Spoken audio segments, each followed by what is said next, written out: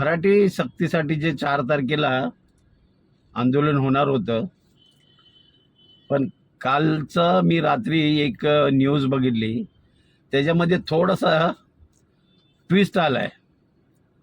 Twist असा की काही रिक्षा संघटनेचे लोक येऊन परिवहन मंत्री साहेबांना भेटले आणि त्यांनी सांगितले की आम्हाला काही मुदत द्या, 3 महिने, 6 महिने, वर्षभर.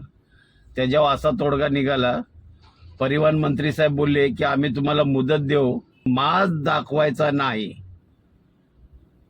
हे त्यांनी नमूद केले. नमस्कार, ड्रायव्हित भावमध्ये आपल्या सर्वांचं स्वागत आहे.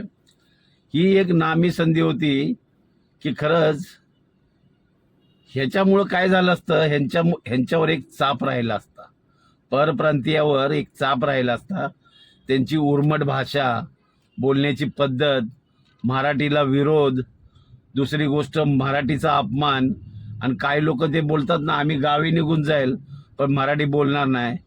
हा जो त्यांचा माज होता ना, तो नक्कीच इथं ठेचला गेला असता. पण आता कसं आहे माहीत आहे का, सरकार कुठलंही असू द्या, आपल्या वोट बँकसाठी ना, वोट बँकसाठी अक्षरशः हे लोटांगण पण घालतील, काय भरोसा नाही.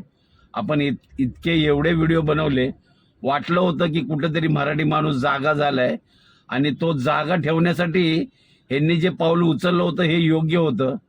पण जर सरकारने युटर्न घेतलं आणि यांना जर ह्या सगळ्या गोष्टी स्थगिती दिली, तर अक्षरशः ही लोक पुन्हा वरतोंड करून बोलतील की बघितलं ना आमच्या लोकांची पॉवर.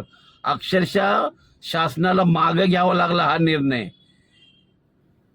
जिथं ते बोलायला घाबरत नाही, आम्ही मराठी बोलणार नाही, आम्ही गावी जाईल, तर हे तर सहज बोलतील. बघितलं का नाही, बिहार इन यूपी की पॉवर.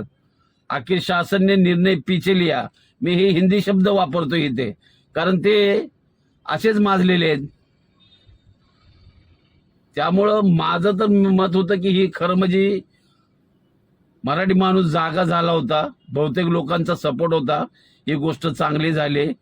पण जर सरकारने जर लोटांगण जर घातलं, अक्षरशः मला तर वाटतंय मराठी माणूस तोंडावर पडणार. खरं म्हणजे मुदत देऊन खरं म्हणजे तुम्ही चुकताय का. मी इतका मोठा नाही की तुम्हाला काही विनंती करण्यासाठी इतका मी मोठा नाही, साधारण ड्रायव्हर आहे. पण ही गोष्ट नक्कीच न पटण्यासारखी, की त्यांना मुदत द्या, ही न पटण्यासारखी गोष्ट आहे. बघूया आता पुढच्या काही दिवसात इथं निर्णय काय होणार आहे. 4 तारखेला तर 4-5 दिवस बाकी आहेत. नक्की 4 तारखेलाच कळेल की पुढे काय होणार आहे ते.